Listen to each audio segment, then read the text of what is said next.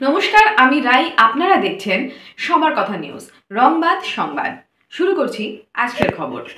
নিরাপত্তা বেষ্টনীতে মুড়ে ফেলা হয়েছে রানাঘাট লোকসভা কেন্দ্রের স্ট্রং রুম। হাতে মাত্র কয়েক ঘন্টা, তারপরে 2024-এর লোকসভা ভোটে রানাঘাট লোকসভা কেন্দ্রের প্রার্থীদের ভাগ্য নির্ধারণ হবে। কে যাবে দিল্লির কুর্সিতে তা জানা যাবে কিছু সময় অপেক্ষার পরেই। তবে গণদেবতার রায় যে ঘরে বদ্ধ করা হয়েছে, অর্থাৎ স্ট্রং রুম, সেখানে শেষ মুহূর্তে নিশ্ছিদ্র নিরাপত্তা বলয়ে মুড়ে ফেলা হলো গোটা স্ট্রং রুম।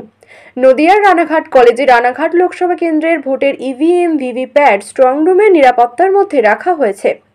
তবে ভোট গণনার আগের দিন প্রচুর পরিমাণে কেন্দ্রীয় বাহিনী এবং রাজ্য পুলিশ মোতায়েন করা হয়েছে স্ট্রং রুমের গোটা এলাকা জুড়ে। স্ট্রং রুমে উপস্থিত রয়েছেন পুলিশের উচ্চপদস্থ আধিকারিক থেকে শুরু করে মহকুমা শাসক এবং নির্বাচন কমিশনের উচ্চপদস্থ আধিকারিকরা।